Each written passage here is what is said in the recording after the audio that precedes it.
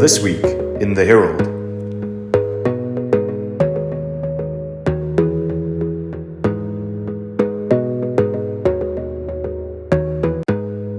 Good day and welcome to this week's edition of Editor's Wrap. I'm the one sitting in the interview seat today, and I will be doing the interview with our senior politics reporter, Siyamtanda Capa. Good morning, Siyamtanda. Good morning, Rochelle. So this week, we've had quite a busy week on the council front. A lot of stories coming from the municipality and committee meetings. But let's first start off with what we started off at the beginning of the week. And our headline story at the time was Bay at risk of losing critical loan funding. Vital projects could grind to a halt if money withheld by Nedbank because of tardy debt collection rate. Siyamtanda, please just talk us through this and what is the significance of this, the story that we've written. Okay, this story it's significant because today the council will attempt to pass the adjustments budget. And when the CFO presented the item, it did say that one of the reasons why they are adjusting the budget is because there's a letter that Nedbank sent that says that the money might not come, and the money could also affect the budget for the next financial year. So there was an additional story to say that money had to be rejigged, and he then later said that no, they'll dip into their reserves. Essentially, the money had to come from elsewhere. They had to find the money somewhere else. We understand now that the money is in the municipality's account, so it's no longer, the situation has been remedied in a way. So it was a problem because essentially people weren't going to get what they had to get in terms of projects, and service delivery would have been affected. Yeah.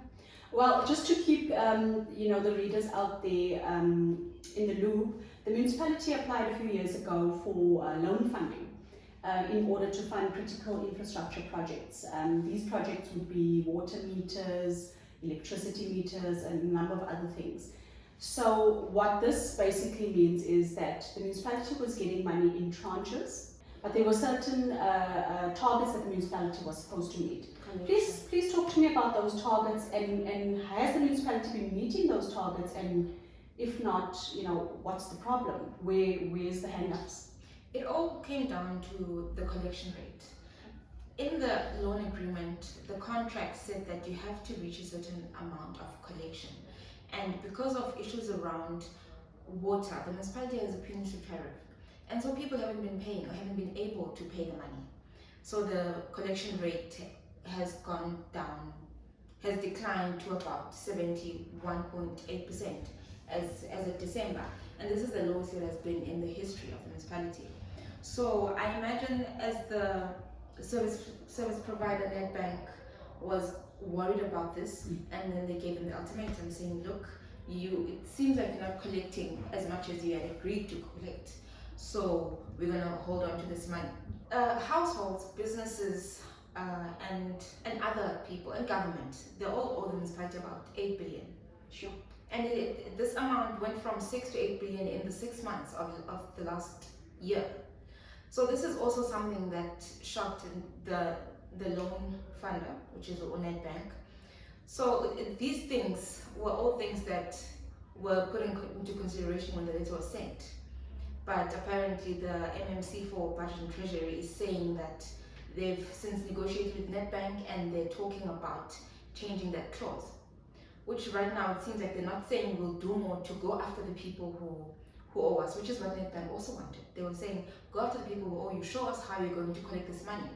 And they focus on changing the clause, which means there's no real plan to go after the people who owe them. There's nothing that's really, the municipality it's not committing to saying, look, this is what we're going to do to get our money back.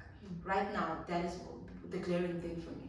Okay, and I think what is quite interesting is that the Chief Financial Officer has been saying we need to relook at these punitive tariffs because these punitive tariffs were introduced, and punitive tariffs means that we pay more for water for the more we use as a result of the drought. People are not keeping up with their accounts. So as a result, the debtors book is growing significantly so. And we can understand, we know that businesses have shut down due to the lockdown, the hard lockdown that we had in 2020, and subsequently, since then, and COVID and how it's affected businesses. So as a result, the municipality's collection rate is at its lowest. I recall, in its glory day, 94-95% was its target, and sometimes it would exceed that, depending on the collection rate at the time. Just to quickly touch on a few other things, Siyamtanda also covered a story about sick leave and it being a major issue in the municipality, as well as overtime. Yes. Can you just briefly talk to us about those stories? These are two stories that came out of the Corporate Services and Human Resources Committee. People tend to think this committee is boring, but actually it's not. And this is where they discuss the state of the city's workforce. Are they healthy? Do we have enough people working? Are they strong? Do we have a strong workforce? And in this committee, they discussed sick leave, and it went together with it was two different items, but they go together, they're cousins, sick leave and overtime, because the problem was, or the issue from councillors was that how are people taking so much sick leave, which is around 39,000 days of sick leave that was taken last year. How are they taking this much sick leave and still claimed so much overtime? Overtime for the month of January was around 25 million. And allowances for acting and other allowances, because of vacancies, was around 90 million. So you're spending so much money on overtime, and meanwhile people are not at work. What's the situation here? And the executive director, Nelson Mandela Bay, explained that they have a serious problem with sick leave. People, first of all, are not taking their annual leave because they're wanting to save their sick leave or sell it back to the municipality, and it's costing them millions. She didn't say how much, but it's a problem because it then translates to service delivery. It then explains why the municipality's assets are at the mercy of vandals. It then explains why water leaks aren't being repaired. It explains a lot of what's really happening on the ground. Thank you very much, Siyamtanda. And that's just a snapshot of our council coverage this week. We had Siyamtanda Capa joining us this week on Editor's Wrap. And I think what it boils down to is a lack of proper management and a lack of proper planning, really, in the municipality.